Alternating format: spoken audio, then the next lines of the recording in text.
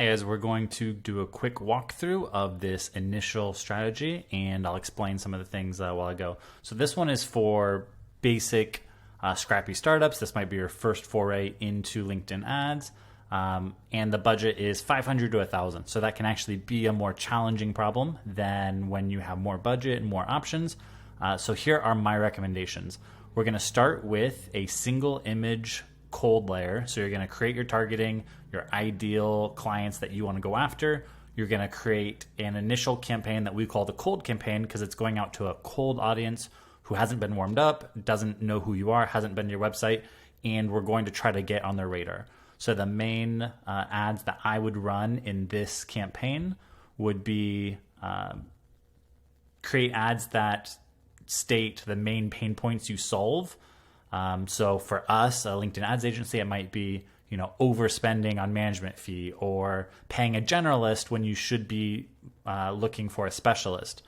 Just advertising the main service. If it's a well-known kind of thing out there, you're not creating a category. You might just be trying to get on their radar with whatever your service is, and you can just come right out and say it. This layer doesn't have to be super creative or clever, honestly. With most of my structures, you'll see that the cold layer is really straightforward, and then it gets complex in retargeting.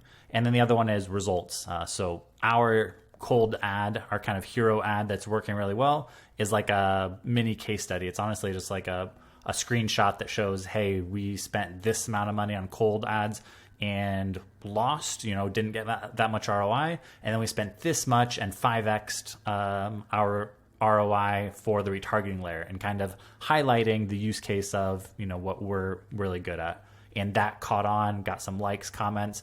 And so we shifted our spend to that. So that would be the step two. After you create this campaign, you're going to, try a bunch of different things, put as many creatives in there as you want. But eventually what you're going to look at is the frequency, and you're going to boil that frequency, or you're going to boil the ads down to the number of your frequency. So if I go back and I look at the last 30, or I could look at the last 90 days, if I'm looking at my LinkedIn cold ads layer, the frequency, mine is under 2, which means that the average prospect only sees 1 to 2 ads from that campaign. So even if I had 12 creatives, it wouldn't matter because they're only seeing 1 or 2 ads. So the idea would actually be to test a bunch of stuff up first, but you'd actually want to boil that down to the top 2 ads, since that's all the chance you get with that layer. That changes if your target group is very small. So if you're only going after 1,000 companies, then your frequency, might be 5, 8, 10. And so some of these strategies that I'm talking about for retargeting, you'd put in the cold layer. But for most of you, you're going to follow this, where you put the creatives in here, boil it down to 2. You'd have to set up your retargeting audiences. So you'd be collecting your 90-day website visitors. In the resources below a page or so, I go over that.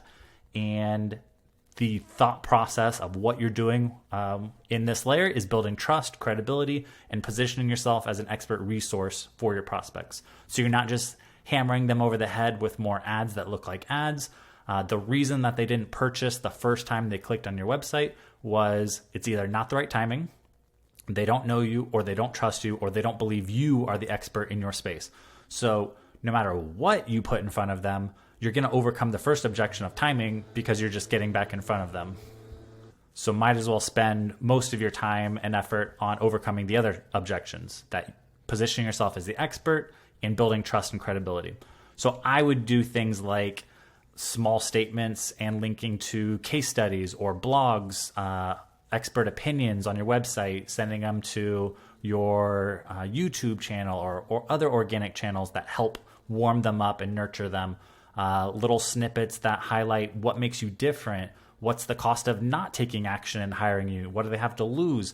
And I chose text ads because they have immense impression share for like the least amount of money. So if you have, for example, if you only have a $500 budget, LinkedIn's minimum is $10 a day. So technically, you wouldn't be able to run $10 a day on cold and $10 a day on retargeting. You'd have to get creative, either alternate or schedule it, or you could put $10 a day on text ads and it probably wouldn't spend the $10. So you might be able to get away with spending $300 on cold and 200 on text ads. Whereas I would still keep that same budget of 80% on cold and 20% on retargeting, even as you slide up to 1,000. Text ads might just either eat up more of that, or your cold ads will just be able to absorb more of that and funnel more into the retargeting. So in the resources below, there's examples of what text ads look like, what we're using. So it should, if you look at that, it should make more sense of what we're doing with that. But let me just show you here in our retargeting layer here, real quick, of just why I love text ads.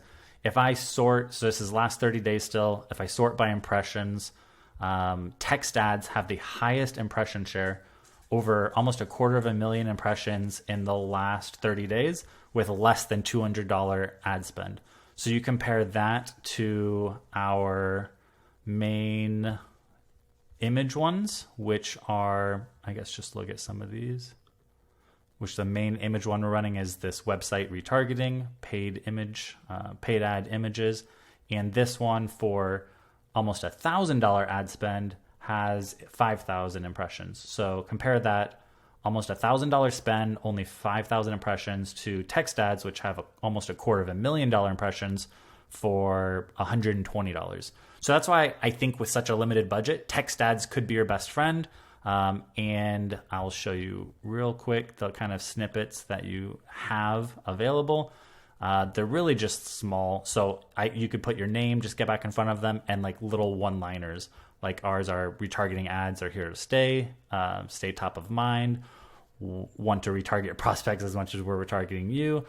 So a lot of little one-liners, and the URLs can click to whatever you want. So we send them to blog pages, YouTube videos, back to our website, anywhere, our podcast. You can send them to different places, and you have a lot of opportunity to put creatives here. So this is why I think this is a good strategy if you have a limited budget.